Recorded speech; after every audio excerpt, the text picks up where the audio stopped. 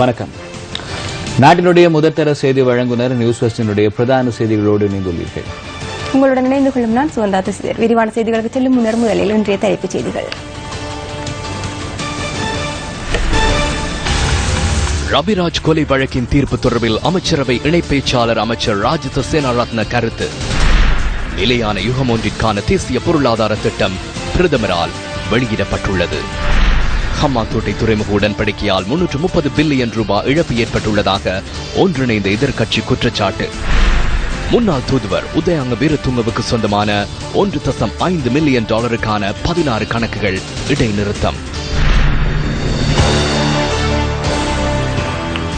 தேசிய பொருளாதார அபிவிருத்தி திட்டம் தொடர்பில் பிரதமர் ரணில் விக்ரமசிங்க இன்று அலரி மாளிகையில் நடைபெற்ற வைபவம் ஒன்றின் போது விளக்கம் அளித்தார். தேசிய பொருளாதார அபிவிருத்தி திட்டத்தை ஊடகங்களுக்கு வெளியிட்ட பிரதமர் அதன் பின்னர் அது குறித்து விளக்கம் அளித்தார். මේ රටේ විශාල කලාප දෙකක් ඇති කරනවා. එකක් තමයි නිරිත දිග කලාපය. சுற்றுலா, விவசாயம், மீன்பிடி உள்ளிட்ட அனைத்து துறைகளையும் அடையாளம் கண்டு நாட்டில் பாரிய 2 வலயங்களை உருவாக்குவோம். அதில் சவுண்ட் வெஸ்ட் கொரிடோர் 2 விமான நிலையங்கள் மற்றும் 2 துறைமுகங்கள் ஒன்றாகும். 4 பிஸ்டல்களில் 2 மூலமே தற்போது பயணிக்கின்றோம். 4 ஓட வேண்டும். கண்டியிலிருந்து ஹம்மாந்தோட்டை வரை மட்டுமல்ல, வெள்ளவாய மொனராகலை வரையான பாரிய அபிவிருத்தி வலயங்களை நாம் முதலில் உருவாக்குவோம். அதிவேக வீதி என்பதனால் குர்நாகல் உள்ளிட்ட வடமேல் மாகாணம் அபிவிருத்தி அடையும். இரணைவில, கல்பிட்டிய, பிங்கிரிய, குளியாப்பிட்டிய பகுதிகளில் 2 தொழிற்சாலைகள் உருவாக்கப்படும். திவிலப்பிட்டிய, மீரிகம பகுதியில் மற்றும் ஒரு தொழிற்சாலையை ஆரம்பிப்போம். அது மெகாபோலிஸ் திட்டத்தில் உருவாகும். அத்துடன் திருகோணமலை துறைமுகத்தின் அபிவிருத்திக்காக சிங்கப்பூர், ஜப்பான், இந்தியாவுடன் நாம் கலந்துரையாடி வருகின்றோம். வடமாகாணத்திலும் விவசாயம் மற்றும் கைத்தொழில்களை அபிவிருத்தி செய்து வடக்கு வலயத்தில் விசேட திட்டம் ஒன்றை முன்னெடுக்க உள்ளோம். யுத்தம் காரணமாக அங்கு பொருளாதாரம் அழிவடைந்துள்ளது. විශේෂ ආර්ථික වැඩසටහනක් ගේන්න තියෙනවා. යුද්ධෙන් විනාශ වුණ ආර්ථිකයක් හැටියට. பிரதமரே, நாட்டில் அரசியல் ஸ்திரமற்ற தன்மை ஏற்படுத்த சிலர் முயற்சித்து வரும் நிலையில் அதனை எவ்வாறு எதிர்கொள்ளப் போகின்றீர்கள்? ඔබතුමාලා මුණ දෙන්නේ අපි මූණ දෙනවා. ඒගොල්ලෝ බලන්න අස්ථාවර බය ඇති කරන්නේ නැත්නම් நாம் எதிர்கொள்வோம். ஸ்திரமற்ற தன்மையை உருவாக்க சிலர் முயற்சி செய்து வருகின்றனர். இல்லாவிட்டால் அவர்களின் அரசியல் முடிவடைந்துவிடும், அரசாங்கம் கவிழ்ந்துவிடும் என்று அவர்கள் கூறுகின்றார்கள். பின்னர் தாம் பிரதமராகுவோம் என்றும் கூறுகின்றார்கள். பரவாயில்லை, அது எமக்கு பிரச்சனை அல்ல.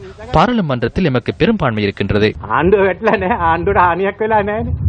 அபிவிருத்தி விசேட ஏற்பாடுகள் சட்டம் மூலம் மாகாண சபைகளில் தோல்வியடைந்தமை தொடர்பிலும் ஊடகவியலாளர்கள் கேள்வி எழுப்பினர். அவர்களின் அதிகாரத்தை பெறவுள்ளோம் என்று அவர்கள் அச்சமடைகின்றார்கள். தங்களது அதிகாரங்கள் தேவையில்லை என்று நான் முதலமைச்சர்களை அழைத்து கூறியுள்ளேன்.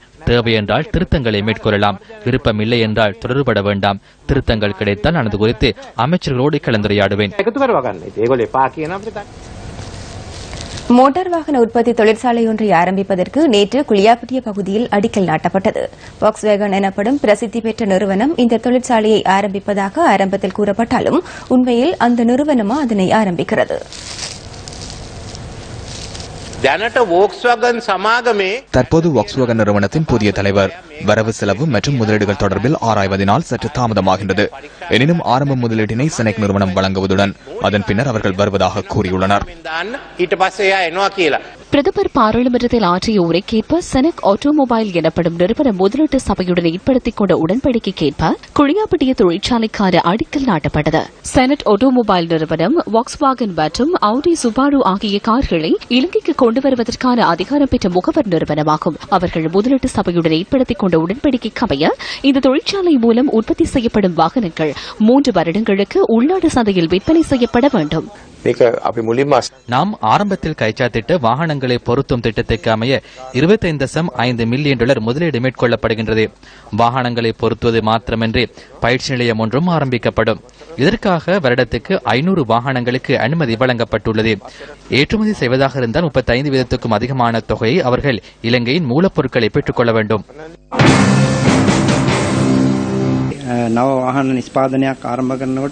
புதிய வாகனங்களை உற்பத்தி செய்யும் போது திணைக்களத்தில் பதிவு செய்ய வேண்டும். தற்போது அதுபோன்ற 2 தொழிற்சாலைகள் BOI ஊடாக பயன்படுத்தப்படுகின்றன. குளியாப்பிட்டிய தொழிற்சாலையில் வாக்ஸ்வேகன் நிறுவனம் பதிவு செய்யப்படுகின்றது. உள்நாட்டு சந்தைக்கு வாகனங்களை விநியோகிப்பதாக இருந்தால் உறுதியாக இந்த செயற்பாடுகள் இடம்பெற வேண்டும். வாகனங்களை இறக்குமதி செய்து பாகங்களாக பிரித்து அதனை பொருத்தியதன் பின்னர் சந்தைக்கு விடும் இறக்குமதியாளர்கள் என்ற வகையில் நாம் செலுத்தும் வரியும் வாகனங்களுக்கான வரியும் வேறுபட்டவை. மொத்த தேசிய உற்பத்தியில் 50 அல்லது 60% பகுதி சுங்கம் மூலமே கிடைக்கின்றது. அதாவது 40% வாகனங்கள் மூலம் கிடைக்கின்றது. ஆகவே இந்த வரியை இழக்கும் போது பாரிய பாதிப்பு நாட்டிற்கு ஏற்படும். பஸ்களை உற்பத்தி செய்வதற்காக நாட்டில் நிறுவனம் ஒன்றை அமைப்பதற்கு முயற்சிகளை மேற்கொண்டு காணியையும் பஸ்களையும் இழந்தனர். மீண்டும் வாகனங்களை உற்பத்தி செய்வதாக தெரிவித்து நிறுவனம் ஒன்றை ஆரம்பிப்பதற்கு அடித்தளமிட்டுள்ளனர். கார் தொழிற்சாலை ஒன்றை அமைப்பதாக கூறி அதனை மேற்கொள்கின்றனர். இலங்கைக்கு வாகனங்கள் இறக்குமதி செய்த ஒருவர் வாக்ஸ்வேகன் பிரதிநிதி கொண்டுவரும் வாகனங்களை இலங்கையில் பொருத்துவதற்கான முயற்சியில் தற்போது ஈடுபட்டுள்ளார். லட்டக் நிறுவனத்துக்கு ஏற்பட்ட நிலைமை வாக்ஸ்வேகன் நிறுவனத்துக்கும் ஏற்படும் என்பதனை எதிர்காலத்தில் கண்டுகொள்ள முடியும். அரசாங்கம் மக்களுக்கு வித்தையொன்றை காண்பிக்கின்றது.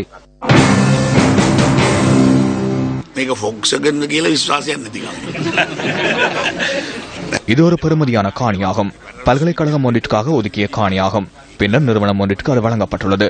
நிறுவன உரிமையாளர் இதனை என்ன செய்வார் என்பது தெரியாது. குருநாகல் பகுதியில் காணியை பெற்றுக்கொண்டு பழைய கார்களை இலங்கை மக்களுக்கு வழங்க முயற்சிக்கின்றனர். அதனை வெளிநாடுகளுக்கு அனுப்ப முடியாது. வாகனங்களின் பாகங்களை இலங்கையில் பொருத்துகின்றனர்.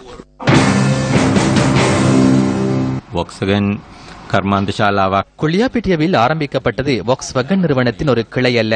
வாக்ஸ்வேகன் நிறுவனத்தின் உத்தியோகபூர்வ இலட்சினை மற்றும் அதன் எழுத்துக்களை கவனமாக அவதானித்தால் வித்தியாசத்தினை தெளிவாக பார்த்துக் கொள்ளலாம். வாக்ஸ்வேகன் நிறுவனத்தின் 2017 ஆண்டிற்கான அறிக்கையில் இலங்கையில் ஒரு நிறுவனம் ஆரம்பிக்கப்படுவதாக எங்கும் குறிப்பிடப்படவில்லை.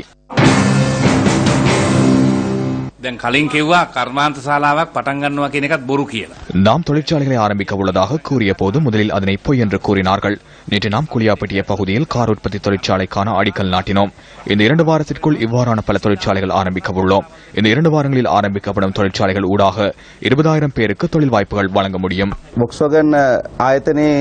இலங்கையில் வாக்ஸ்வேகன் நிறுவனத்தின் கிளை ஒன்று ஆரம்பிக்கப்படுகின்றதா? இல்லாவிட்டால் இலங்கைக்கு வாக்ஸ்வேகன் வாகனங்களை கொண்டு வரும் பிரதிநிதி வாகனங்களை பொருத்தும் செயற்பாட்டினை மேற்கொள்வாரா? அவர்கள் அதிகாரத்தை வெறுமனே தர மாட்டார்கள் அல்லவா? அவர்களின் சின்னத்தினை வழங்குவதாக இருந்தால் தரமான முறையில் செயற்பாடுகள் இடம்பெற வேண்டும். சீனா அவ்வாறே ஆரம்பித்துள்ளது. அது தரம் பேணப்பட வேண்டும். இல்லாவிட்டால் வாக்ஸ்வேகன் என பயன்படுத்த முடியாது. அதற்காகவே செனக்கிற்கு வழங்கப்பட்டுள்ளது. ඒක ගහන විදියට තමයි සෙනොක් එකට දීලා තියෙන්නේ. මේක නියම වොක්ස්වැගන් ලබන්නවා. මොකද? ඒක අහන්න ඕනේ වොක්ස්වැගන් කාර්යයෙන්. அதனை வாக்ஸ்வேகன் நிறுவனத்தின் உரிமையாளரிடம் கேட்க வேண்டும். அதனை என்னிடம் கேட்டால் எவ்வாறு பதில் வழங்குவது? முன்னாள் பாராளுமன்ற உறுப்பினர் நடராஜா ரவிராஜின் கொலை வழக்கின் தீர்ப்பு தொடர்பில் அமைச்சரவை இணை பேச்சாளர் அமைச்சர் டாக்டர் ராஜித சேனாரத்ன இன்று இடம்பெற்ற அமைச்சரவை தீர்மானங்களை அறிவிக்கும் ஊடகவியலாளர் சந்திப்பின் போது கருத்து வெளியிட்டார். பாராளுமன்ற உறுப்பினர் ரவிராஜின் கொலை தீர்ப்பை அடுத்து வெளிநாட்டு நீதிபதிகளின் தலைமையில் இவ்வாறான சம்பவங்கள் குறித்து விசாரணை நடத்தப்பட வேண்டும் என்று தமிழ் தேசிய கூட்டமைப்பில் உள்ளோர் வலியுறுத்தியுள்ளனர். இதுகுறித்து அரசாங்கத்தின் நிலைப்பாடு என்ன? இல்லை, சர்வதேசத்தின் விசாரணை தொடர்பில் தெளிவாக அறிவிக்கப்பட்டுள்ளது. ரவிராஜின் கொலை வழக்கு தீர்ப்பில் எனக்கும் பிரச்சனை காணப்படுகின்றது. அது தொடர்பில் சட்டமா அதிபருக்கு கூறியிருக்கின்றேன். இந்த வழக்கு தொடர்பில் மேன்முறையீடு செய்வதற்கு சட்டமா அதிபரும் நடவடிக்கை எடுத்துள்ளார். நாட்டின் சட்டமா அதிபரே இதனை ஏற்றுக்கொள்ளவில்லை என மேன்முறையீடு செய்வதற்கு முன்வந்துள்ள நிலையில் இதை எவ்வாறு ஏற்றுக்கொள்ள முடியும்? இதில் உங்களுக்கு என்ன பிரச்சனை காணப்படுகிறது? எனக்கு காணப்படும் பிரச்சனை என்னவென்றால், இந்த தீர்ப்பின்படி யாரும் கொலை செய்யப்படவில்லை. இந்த வழக்கின் தீர்ப்பின்படி ரவிராஜ் தன்னைத்தானே துப்பாக்கியால் சுட்டுக் கொண்டுள்ளார். அவரது மெய் பாதுகாவலர்களையும் சுட்டுக் கொண்டுள்ளார். இதுதான் எனக்கு காணப்படும் பிரச்சனை. ரஷ்யாவுக்கான முன்னாள் இலங்கை தூதுவர் உதயங்க வீரதுங்கவிற்கு சொந்தமான 1.5 மில்லியன் அமெரிக்க டாலர் பெறுமதியான வங்கிக் கணக்குகளை இடைநிறுத்துமாறு கொழும்பு கோட்டை நீதவான் நீதிமன்றம் உத்தரவிட்டுள்ளது. இலங்கையின் முன்னணி தனியார் வங்கிகளில் 16 கணக்குகளில் இந்த பணம் வைப்பிடப்பட்டிருந்தது. இந்த வங்கிக் கணக்குகளை ஆராய்ந்த போலீஸ் நிதி குற்ற விசாரணை பிரிவு நகர்த்தல் பத்திரத்தின் ஊடாக இந்த விடயத்தை நீதிமன்றத்திற்கு இன்று அறிவித்துள்ளது. இலங்கை விமானப்படைக்கான மிக் விமானம் ஒன்றை கொள்வனவு செய்வதற்கு உதயங்க வீரதுங்க தலையீடு செய்துள்ளமை தொடர்பில் கொழும்பு கோட்டை நீதிமன்றத்தில் வழக்கு விசாரணைகள் முன்னெடுக்கப்படுகின்றமை குறிப்பிடத்தக்கது. சென்று 12 நாட்களாக வீடு திரும்பாத கணவருக்காக கல்முனை சாய்ந்தமருது 3ஆம் பகுதியைச் சேர்ந்த நாவூர் உம்மா வழிமேல் விழிவைத்து எதிர்பார்த்துக் கொண்டிருக்கிறார். கடலை நம்பி வாழும் இவர்களுக்கு அந்த கடலை பாரிய பேரிடியாகவும் சில சந்தர்ப்பங்களில் மாறிவிடுகிறது. கடந்த 24ஆம் திகதி ஒழுவில் துறைமுகத்திலிருந்து 2 மீன்பிடி படகுகளுடன் கல்முனை பிரதேசத்தை சேர்ந்த 6 மீனவர்கள் கடலுக்கு சென்றனர். நாட்கள் கடந்த போதிலும் மீனவர்கள் வீடு திரும்பாததை அடுத்து பதற்ற நிலை தோன்றியது. மீனவர்களின் தொலைபேசியும் செயலிழந்திருந்தது. இந்த படகுகளில் MI Abdul Wahab, AP Haja Mohideen, MM அர்ஜில், KM Nasruddin, MA Alauddin, MM வாகிதீன் ஆகிய 6 பேருமே பயணித்துள்ளனர். அவர்களில் ஒருவரே கல்முனை சாய்ந்தமரது 3ஆம் பிரிவைச் சேர்ந்த 54 வயதான MI அப்துல் வஹாப். கடந்த 33 வருடங்களாக மீன்பிடி தொழிலில் ஈடுபட்டு வந்துள்ள இவர் தனது 3 பிள்ளைகளின் எதிர்காலத்தை வளம் பெற செய்வதற்காக மீன்பிடி தொழிலில் பல்வேறு சிரமங்களுக்கு மத்தியில் ஈடுபட்டிருந்தார். கடலுக்கு சென்ற கணவன் வீடு திரும்பாமலும் தந்தையை காணாமலும் இன்று இந்த குடும்பம் நிர்கதிக்குள்ளாகியுள்ளது. 12ஆம் மாதம் 24ஆம் தேதி ஒளிவில் துறைமுகத்துக்கு போன என்னும் சம்பந்தப்பட்ட அதிகாரிகள் தேடி கண்டுபிடித்து எங்களுக்கு உயிர் வேணும். அப்துல் வஹாபின் குடும்பத்தார் மாத்திரமல்ல, காணாமற் போயுள்ள ஏனைய மீனவர்களின் குடும்பங்களும் செய்வதறியாது தவிக்கின்றனர். இதேவேளை கடந்த 28ஆம் திகதி குறித்த மீனவர்களை ஆழ்கடலில் சந்தித்ததாக மீனவர் ஒருவர் கூறினார். சனிக்கிழமை கடலுக்கு போனேன். கடலுக்கு போய் 2 நாள் வலை வச்சுட்டு 3ஆம் வலை வச்சு வலையை ஏற்றிட்டு மீனுக்கு ஐஸ் அடிச்சுக்கிட்டு ஐஸ் அடிக்கல ஒரு 2 போட்டு வந்து நான் கடைசியாக சந்திச்சாவில் 10 அடி தூரம் இருக்குமா அவரோட போட்டுக்கு எங்கட போட்டுக்கோட 10 அடி தூரத்தில் சந்திச்சு ஓடிட்டு போனேன். காலையில் 7:30 மணிக்கு வளைச்சி மலையில் கடல் தாங்க கிழக்கு போட்டு ஓடி போன செஞ்சு மன வேலைக்கு போன போட்டு தெரியல மலையில் அவர் 2 போட்டு அந்த போட்டு போனது பிறகு போட்டை கண்டு காணலை. நான் அது பிறகு நாங்கள் பணிஞ்சுட்டா என்ன செஞ்சாங்கன்னு தெரியாது. ஒழுவில் துறைமுகத்திலிருந்து கடலுக்கு சென்றிருந்த நிலையில் காணாமற் போன 6 மீனவர்களை கடற்படையினர் தொடர்ந்தும் தேடி வருகின்றனர். காணாமற் போன மீனவர்கள் தொடர்பாக கடலோர காவலில் ஈடுபட்டுள்ள பாதுகாப்பு பிரிவுகளுக்கு அறிவுறுத்தப்பட்டுள்ளதாகவும் கடற்படையின் ஊடக பேச்சாளர் கூறினார். எனினும் காணாமற் போன மீனவர்கள் தொடர்பாக இதுவரை எவ்வித தகவலும் கிடைக்கவில்லை என்றும் கடற்படை தரப்பு தெரிவித்துள்ளது. இதுகுறித்து அறிய கிடைத்தவுடன் கடற்றொழில் திணைக்களத்தின் பணிப்பாளர் நாயகம், பிரதேசத்தில் உள்ள கடற்படையினர், கரையோர பாதுகாப்பு பிரிவினர் மற்றும் இலங்கையில் உள்ள கடற்படையினருக்கு அறிவித்துள்ளோம். அத்துடன் தற்போது ஆழ்கடலில் படகுகளுக்கும் அறிவிக்கப்பட்டுள்ளது. ஏதேனும் படகுகளை காண கிடைத்தால் அது குறித்து அறிய தருமாறும் அவர்களுக்கு அறிவித்துள்ளோம். எம்மால் இயன்ற அனைத்து விடயங்களையும் முன்னெடுத்துள்ளோம். எனினும் கடல் அலை தாக்கத்தினால் இவர்கள் எந்த பகுதிக்கு அள்ளுண்டு சென்றிருப்பார்கள் என தெரியவில்லை. ஏனெனில் கடந்த காலங்களில் காலநிலை மாற்றமடைந்திருந்தது. இதேவேளை கடலுக்கு சென்று காணாமல் போயுள்ள கல்முனைக்குடி மீனவர்களை தேடுவதற்கு விமானப்படையின் உதவியை கோரியுள்ளதாக கடற்றொழில் திணைக்களம் அறிவித்துள்ளது. அதற்கமைய தேடுதல் பணிகளுக்கு விமானங்களை பயன்படுத்த உள்ளதாக கடற்றொழில் உதவி பணிப்பாளர் லால்டி சில்வா தெரிவித்துள்ளார். அதிமுக பொதுச் செயலாளராக சசிகலாவின் ஒப்புதலை பெறுவதற்காக பாயஸ் கார்டனில் நடைபெற்ற கூட்டத்தின் போது பன்னீர்செல்வம் முதலமைச்சர் பதவியிலிருந்து விலகுவதற்கான ராஜினாமா கடிதத்தை கையளித்துள்ளாரா? ஒரு தரப்பிலும் ஒரு அதிகாரப்பூர்வமான அறிவிப்பு வராத ஒரு நிலையில் நிச்சயமாக அப்படி இல்லை என்றுதான் கருத வேண்டும். பன்னீர்செல்வம் தனியாக சசிகலாவை சந்தித்த ஒரு நிகழ்வு கூட நடந்தது. ஆனால் அது இதற்காக வென்று இன்னும் அதிகாரப்பூர்வமான ஒரு தகவலும் வரவில்லை. எதிர்வரும் 10, 12ஆம் திகதிகளில் சசிகலா நடராஜன் தமிழக முதல்வராக பொறுப்பேற்க உள்ளதாக தகவல்கள் வெளிவந்துள்ளன அல்லவா? அதிகாரிகமான ஒரு கருத்து இல்லைன்னா ஒரு தகவல் பரிமாற்றம் வந்த பிறகுதான் இதை பற்றி பேச முடியும். நிச்சயமாக இப்படி ஒரு டிமாண்ட் இருக்கிறது. அதாவது சசிகலா அதிமுகவினுடைய பொதுச் செயலாளர் மட்டுமின்றி தமிழகத்தின் முதலமைச்சர் பொறுப்பையும் ஏற்றுக்கொள்ள வேண்டும் என்ற ஒரு கருத்து பரவலாக அதிமுக பிரமுகர்களிடம் வலம் வந்து கொண்டிருக்கிறது. ஆனால் சசிகலாவினுடைய சார்ந்தவர்களிடமிருந்து ஒரு கருத்தும் இதை பற்றி இன்னும் கூறாத ஒரு சூழ்நிலையில் தான் நான் இதை பார்க்கிறேன். சசிகலா முதல்வராகுவது தொடர்பில் தமிழக மக்களின் நிலைப்பாடு என்ன? பொதுமக்களுடைய நிலைப்பாடுக்கும் அதிமுக பிரமுகர்களுடைய நிலைப்பாடுக்கும் ஒரு பெரிய ஒரு இடைவெளி தெரிகிறது. நிச்சயமாக அப்படி ஒரு சூழ்நிலை வறுமையானால் அவர்கள் நிச்சயமாக ஒரு மறு தேர்தலை சந்தித்த பிறகுதான் வர வேண்டும் என்ற கருத்தில் தான் இருக்கிறார்கள். ஜெயலலிதாவின் தொகுதியான RK நகரில் சசிகலா போட்டியிட்டால் வெற்றி பெற முடியுமா? ஆர்கே நகர் தொகுதியில் தான் போட்டியிட வேண்டும் என்ற ஒரு ஷரத்து கிடையாது. அதாவது ஆர்கே நகரில் தேர்தல் நடத்த வேண்டிய ஒரு கட்டாயம் இருக்கிறது. ஜெயலலிதா அந்த தொகுதியில் இருந்து தான் வெற்றி பெற்றார். அதனால் அவர்களுடைய மரணத்துக்கு பிறகு அது ஒரு 6 மாத காலத்துக்குள்ளாக அந்த வேகன்சியை நிரப்ப வேண்டும். இவ்வளவுதான் அரசியல் சாசன சட்டத்தில் இருக்கிறது. சசிகலாவுக்கு வேணும் என்றால் தன்னுடைய ஊரான மன்னார்குடி அருகேயோ இல்லை என்றால் அதிமுக பலம் வாய்ந்த இடத்தில் தென் மாவட்டத்தில் ஏதோ ஒரு தொகுதியில் நின்று வெற்றி பெறலாம் என்பதுதான் என்னுடைய கருத்து. முதலமைச்சர் ஓ பன்னீர்செல்வம் கட்சி பொருளாளர் பதவியிலிருந்தும் அரசியலிலிருந்தும் விலகுவதாக தகவல்கள் வெளியாகியுள்ளன அல்லவா? இதெல்லாம் வதந்திகள் தான். எனக்கு தெரிந்த அளவில் பன்னீர்செல்வம் கட்சிக்கு என்ன தேவையோ, கட்சி தலைமை என்ன கூறுகிறதோ அதை அனுசரித்துத்தான் நடக்கின்ற ஒரு மனிதனாக திகழ்கிறார். தன்னிச்சையாக முடிவெடுக்கும் ஒரு இடத்தில் பன்னீர்செல்வம் நிச்சயமாக கிடையாது. ஜெயலலிதாவுக்கு நம்பிக்கையான ஒருவராக ஓ பன்னீர்செல்வம் இருந்துள்ளார். அந்த நிலையில் அதிமுகவின் பொதுச் செயலாளராக ஏன் அவர் நியமிக்கப்படவில்லை? ஜெயலலிதா மட்டும்தான் இவர்கள் எல்லாம் கடந்து ஒரு பெரும் தலைவராக இருந்தால், ஆனால் அந்த ஜெயலலிதாவை ஒரு ஓ பன்னீர்செல்வத்தையோ ஒரு நாயனார் நாகேந்திரனையோ ஒரு சசிகலாவையோ அடையாளம் காட்டாத ஒரு சூழ்நிலையில் அடுத்த தலைவர் யாராகிறோம் என்று பாத்தீங்கன்னா அங்கதான் யார் இந்த கட்சியை வழிநடத்தினார்கள், போன ஒரு வருட காலமாக யார் வழிநடத்தினார்கள் என்று அந்த கேள்வி எழுகிறது. இந்த முடிவெடுக்கும் அந்த பொறுப்பு சசிகலாவிடம், அதாவது கட்சியின் தலைமை நிலையில் இருக்கிற அனைவரும் கொடுத்து விட்டார்கள். இந்த ஒரு சூழ்நிலையில் வேறு யாரும் அந்த பொறுப்புக்கு வரும் ஒரு சூழல் இல்லை.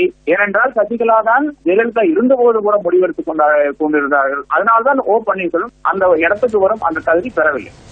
வடகிழக்கு பிரதேசத்தை தாண்டி கொழும்பிலே தமிழ் தேசிய கூட்டமைப்பினுடைய தலைமைகள் தங்களுடைய ஒருங்கிணைப்பு குழு கூட்டங்களாவது என்றான வேறு எந்த கூட்டங்களாவது என்றாலும் சரி, தங்களுடைய இந்த கூட்டங்களை கொழும்பு மத்தியிலே கூட்டங்களை நடத்துவது இந்த தமிழ் மக்களுடைய பெரும் ஒரு அதிருப்தியை ஏற்படுத்திக் கொண்டிருக்கின்றது. வடகிழக்கிலே மட்டக்கிழப்பிலேயோ இல்லை யாழ்ப்பாணத்திலோ இல்லை வவுனியாவிலேயோ அவர்கள் தங்களுடைய இந்த கூட்டங்களை கூடும் பொழுது இது ஒரு வெளிப்படைத்தன்மையாக இந்த மக்களுக்கு தெரியப்படுத்தலாம்.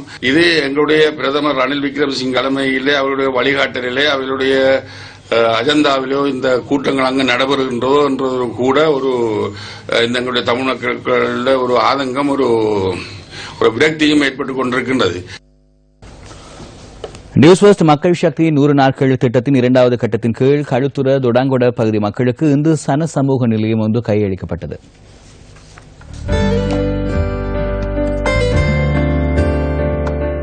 பொதுத் தேவைகளை நிறைவேற்றிக் கொள்வதற்கு பொது இடம் ஒன்று இல்லாமையால் தொடங்கொட ஹிம்புடிவல பகுதி மக்கள் பல வருடங்களாக பல்வேறு பிரச்சினைகளுக்கு முகம் கொடுத்து வந்தனர். இதற்காக மாற்றிடம் ஒன்று வழங்கப்பட்ட போதிலும் அது சிறந்த தீர்வாக அமையவில்லை. தொடங்கொட மக்களின் இந்த கோரிக்கைக்கு மக்கள் சக்தி 100 நாட்கள் திட்டத்தினூடாக தீர்வு வழங்கப்பட்டுள்ளதுடன் இதனூடாக 400 குடும்பங்களுக்கும் மேற்பட்ட மக்கள் நன்மையடைய உள்ளனர். இந்த செயற்திட்டத்திற்கு ஆஸ்திரேலியாவில் வசிக்கும் நளின் ரத்நாயக்க மற்றும் ஜெட் ஆல்ட்ரிங் நிறுவனத்தை சேர்ந்தவர்களும் நிதி அனுசரணை வழங்கியிருந்தனர். இந்த செயற்திட்டத்தை செய்து முடித்தோம் என்பதை விட இதற்கு கிராம மக்கள் வழங்கிய ஒத்துழைப்புடன் இதனை செய்வது என கூறியதும் அதில் அவர்களுக்கு காணப்பட்ட பெருமதி தெரிந்தது. இவர்களுக்கு இந்த சனசமூக நிலையம் கட்டாயமாக தேவைப்பட்டது. இதனால் தான் சிரசுவிற்கு சென்று அனுசரணை வழங்க நான் முன் வந்தேன். இங்கு நடத்தப்பட்ட ஓவிய போட்டியில் வெற்றி பெற்றவர்களை கௌரவிக்கும் நிகழ்வும் இதன் போது ஏற்பாடு செய்யப்பட்டிருந்தது. சனசமூக நிலையம் ஒன்று இல்லாமை பாரிய குறைபாடாக காணப்பட்டது. 6 வருடங்களாக வீடொன்றிலேயே எங்களுடைய சங்க கூட்டங்களை நடத்தி வந்தோம். இன்று இந்த சனசமூக நிலையத்தை எங்களிடம் கையளித்தமைக்கு மகாராஜா நிறுவனத்திற்கும் நியூஸ் ஃபர்ஸ்ட் குழுவினருக்கும் எங்களுடைய நன்றிகளை தெரிவித்துக் கொள்கின்றோம். புரியாமல் இல்லை. மஹிந்த ராஜபக்சவுக்கு விளங்குகிறது. இந்த அரசாங்கம் இன்னும் 1 வருடம் இருந்தால் அவரின் குடும்பத்துக்கு சிறைக்கு செல்ல வேண்டி ஏற்படும் என்பது அவருக்கு விளங்குகிறது. கொலை சம்பவங்களுக்கு மரண தண்டனை கிடைக்கும் என்பது தெரிகின்றது. அதனாலே இன்று அவ்வாறு செயற்படுகின்றனர். அதுவே உண்மையான நிலைமையாகும். 15,000 ஏக்கர் அல்ல, 2,500 ஏக்கரை வழங்க வேண்டும். 99 வருடங்களுக்கு இதனை குத்தகைக்கு வழங்கி மீண்டும் நீடிப்பது தொடர்பில் என்ன கூறுகின்றீர்கள்? அது 99 வருடங்களின் பின்னர் உள்ள செயற்பாடாகும். அதனை தற்போது என்னால் கூற முடியாது. அன்று எமது நாட்டில் யார் இருப்பார்கள் என்பது தெரியாது. மீண்டும் பெற்றுக்கொள்வதாக மஹிந்த ராஜபக்ச கூறியுள்ளார். அன்று அதனை காணவில்லை. முதலில் சீனாவின் கொலனி ஒன்றை உருவாக்குவதாக கூறினர். பின்னர் வேண்டாம் என்று கூறுகின்றனர். தற்போது அண்ணன் யார் என்பது சீனாவுக்கு தெரியும்.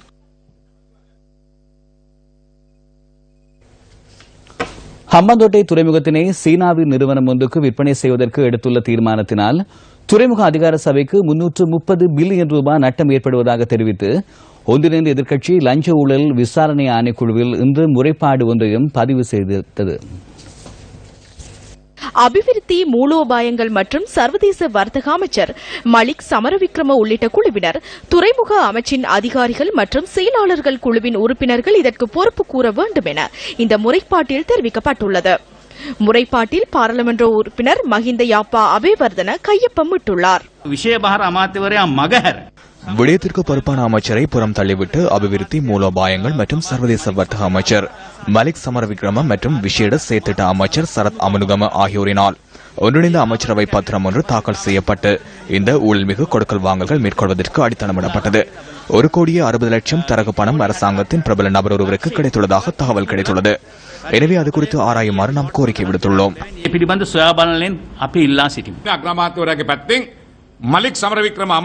பிரதமர் தரப்பில் அமைச்சர் மலிக் சமரவிக்ரமவும் இந்த கொடுக்கல் வாங்கல்களுக்கு தலைமைத்துவம் வகிக்கின்றனர். விடயத்திற்கு பொறுப்பான அமைச்சர்களை தாண்டி சென்று பிரதமர் அமைச்சரவை பத்திரம் ஒன்றை தாக்கல் செய்து இதற்கான அனுமதி பெற்று கொடுக்கல் வாங்கல் ஒன்றில் ஈடுபட்டு வருகின்றார். இது மறைத்து மேற்கொள்ளப்படும் ஒரு கொடுக்கல் வாங்கலாகும். ஹம்பாந்தோட்டை துறைமுகத்தினை வெள்ளையானை என்று கூறிய ரணில் விக்ரமசிங்க தற்போது அதனை விற்பதற்கு முற்பட்டுள்ளார். திருகோணமலையில் இருவேறு பகுதிகளில் கோயில்கள் உடைக்கப்பட்டு சேதமாக்கப்பட்டுள்ளன. திருகோணமலை மாவட்ட குச்சவெளி பிரதேச செயலாளர் பிரிவிற்குட்பட்ட நிலாவளி பத்தினியம்மன் கோயிலில் நேற்றிரவு கோயிலின் கலசம் உடைக்கப்பட்டுள்ளது. இது தொடர்பில் குச்சவெளி போலீசில் முறைப்பாடு செய்யப்பட்டுள்ளதாக கோயிலின் பூசகர் தெரிவித்தார். மேல் கலசத்தை உடைச்சு அதை பார்ட்ஸா கலட்டி உடைச்சு விட்டுட்டு போயிட்டு இருக்கணும். இது ஒரு ஒழுங்கான ஒரு செயல் இல்ல. மற்றது இந்த நல்லாட்சி நிலவுகின்ற காலத்தில் இப்படி ஒரு சம்பவம் நிகழ்ந்தால் அது எல்லோருக்கும் பெரிய கவலை அளிக்கின்றது. இதேவேளை நிலாவளி கூலாவாடி பிள்ளையார் கோயிலின் சிலை உடைக்கப்பட்டு அருகில் உள்ள பற்றையில் வீசப்பட்டுள்ளது. இந்த சம்பவம் நேற்று காலை இடம்பெற்றுள்ளது. மேலும் கம்பியினால் செய்யப்பட்ட நாக சிலையும் சேதமாக்கப்பட்டுள்ளது. இந்த சம்பவம் குறித்தும் நிலாவளி போலீசில் முறையிடப்பட்டுள்ளதாக கோயிலின் பூசகர் குறிப்பிட்டார். கேகாலை மாவட்டம் தெஹியோ விட்ட தமிழ் மகா வித்தியாலயம் தொடர்பில் அரசியல்வாதிகள் வழங்கிய வாக்குறுதிகள் இதுவரை நிறைவேற்றப்படவில்லை. தெஹியோ விட்ட தமிழ் மகா வித்தியாலயத்தில் கடந்த வருடம் மே மாதம் ஏற்பட்ட மண் சரிவினால் பாடசாலையில் கல்வி நடவடிக்கைகளை தொடர முடியாமல் போனது. அதனால் தெஹியோவிட்டை தமிழ் மகா வித்தியாலயம் மூடப்பட்டது. பின்னர் இந்த பாடசாலை மாணவர்கள் மாலை 2 மணியின் பின்னர் தெஹியோவிட்ட தேசிய பாடசாலைக்கு சென்று கல்வியை தொடர்கின்றனர். காலையில் தெஹியோவிட்ட தேசிய பாடசாலை மாணவர்கள் கல்வியை தொடர்ந்ததன் பின்னர் மாலையில் தமிழ் மாணவர்கள் அந்த பாடசாலைக்கு சென்று 5 மணி வரை கல்வி பயின்று வந்தனர். அது பிற்பகல் பாடசாலை 2 மணி தொடக்கம் 5 கால் வரை இந்த பாடசாலை நடக்கின்றது. பாடசாலை கிட்டத்தட்ட அந்த பாட வேலை குறிப்பிட்ட சில பாடங்கள் மாத்திரம் தரம் 6 தொடக்கம் 13 வரை உள்ள பாடசாலையில் குறிப்பிட்ட சில பாடங்கள் 5 அல்லது 4 பாடங்கள் வரைக்கும் தான் இந்த பாடசாலையில பின்னேற வகுப்புகள்ல மாலை நேர வகுப்புகள்ல இந்த பாடங்கள் கற்றுக்கொள்ளக்கூடிய கற்பித்தல் வேலை நடக்கின்றன. இது இந்த பாடசாலையில் கூடிய தொலைவிலிருந்து பல பிரதேசங்களிலிருந்து இந்த பாடசாலையை 25-20 கிலோமீட்டர் தொலைவிலிருந்து கூட இந்த பாடசாலைக்கு மாணவர்கள் வருகின்றார்கள். ஆகவே இந்த மாணவர்களுக்கு பாடசாலை விட்டு பின்னேற வீட்டுக்கு இரவு 7 மணி அல்லது 8 மணிக்கு செல்லக்கூடிய சந்தர்ப்பங்கள் இருக்கின்றது. ஆகவே இந்த மாணவர்களின் கல்வி நிலை தற்போது பின்னோக்கி செல்வதாக இருக்கின்றது. டிசம்பர் மாத விடுமுறையின் பின்னர் பாடசாலை ஆரம்பமாகியுள்ள நிலையில் மாணவர்கள் மீண்டும் அபாயமிகு பழைய பாடசாலைக்கு சென்றுள்ளனர். சுமார் 600 மாணவர்களை கொண்ட தமது பாடசாலையில் தற்போது மாணவர்களின் வருகை 300க்கும் குறைவாக காணப்படுவதாக பாடசாலை அதிபர் இன்று தெரிவித்தார். தெஹியோவிட்ட கல்வி வலயத்தில் ஒரு சிறந்த பாடசாலையாக திகழ்ந்த தெஹியோவிட்ட தமிழ் மகா வித்தியாலயம் தொடர்பில் கடந்த 7 மாதங்களாக அதிகாரிகள் கவனம் செலுத்தாமை கவலை அளிக்கின்றது. தற்போதைக்கு அங்கு புதிதாக நிர்மாணிக்கப்பட உள்ள பிரதேச செயலகம் மாறுகின்ற காரணத்தினால் அந்த பிரதேச செயலகத்தினுடைய கட்டிடத்தை இப்பொழுது அந்த தமிழ் பாடசாலைக்கு தந்து உதவுவதாக சொல்லியிருக்கின்றார். வெகு விரைவிலே நாங்கள் அந்த கட்டிடத்தை எடுத்துக்கொண்டு மேலதிக கட்டிடங்களையும் கல்வி அமைச்சின் மூலமாக அமைத்துக் கொடுத்து அந்த பாடசாலையை அடுத்த வருட ஜனவரி மாதத்திலிருந்து இயங்குவதற்கான நடவடிக்கைகளை எடுக்க முடியும் என்ற நம்பிக்கை எனக்கு இருக்கின்றது. கல்வி அமைச்சினால் மேலதிக புதிய கட்டிடங்களை அமைத்து இந்த வருடம் ஜனவரி மாதத்தில் இந்த பாடசாலையை ஆரம்பிக்க முடியும் என்று கல்வி ராஜாங்க அமைச்சர் கடந்த நவம்பர் மாதம் கூறியிருந்தாலும் அதற்கான ஏற்பாடுகள் இதுவரை இடம்பெறவில்லை. கிழக்கு மாகாண தொண்டர் ஆசிரியர்கள் இன்று ஜனாதிபதி செயலகத்திற்கு விஜயம் மேற்கொண்டனர். கொழும்பில் உள்ள ஜனாதிபதி செயலகத்திற்கு விஜயம் மேற்கொண்ட கிழக்கு மாகாண தொண்டர் ஆசிரியர்கள் சிலர் ஜனாதிபதி செயலாளரை சந்தித்து கலந்துரையாடியுள்ளனர். எங்களுடைய கிழக்கு மாகாணம் மாத்திரம் நாங்கள் சொல்லவில்லை, வடமாகாணத்தை இணைத்து வடக்கையும் கிழக்குக்கான நிரந்தர அப்பாயின்மெண்ட் எப்ப நீங்க வழங்குவீர்கள் ஜனாதிபதியிடம், அதே மீதாக ஜனாதிபதி அவர்களிடத்திலிருந்து கேட்டு சொல்லுங்கோ என்றால், இது 20 வருஷமாக இந்த ஈஸ்டர்ன் ப்ரொவின்ஸ் மாத்திரமல்ல இன்க்ளூடிங் ஜஃப்னாவும் போராடி கொண்டிருக்கிறது என்பதாக நாங்கள் வினவினோம். கிழக்கு மாகாணம் மாத்திரமல்ல வடமாகாணத்துக்குரிய அந்த தொண்டர் ஆசிரியர்களுக்கும் கேபினட்டும் அதுக்கான அப்ரூவலை வழங்கி விட்டது என்ற ஒரு நல்ல செய்தியை எங்களுக்கு தெரிவித்தார்கள். தொழில்நுட்ப கோளாறு காரணமாக இன்றைய செய்தி அறிக்கையில் ஏற்பட்ட தடங்களுக்கு நாங்கள் வருந்துகிறோம். எதிர்வரும் வெள்ளிக்கிழமை தமிழ் தேசிய கூட்டமைப்பினுடைய பொதுக்குழு கூட்டம் கொழும்பில் நடைபெற இருக்கிறது. அது தொடர்பான செய்திகளையும் இன்றைய செய்தி அறிக்கையிலே நாங்கள் செம்படுத்திருந்தோம். இத்துடன் நமது 8 மணி பிரதான செய்திகள் நிறைவடைகின்றன. வணக்கம்.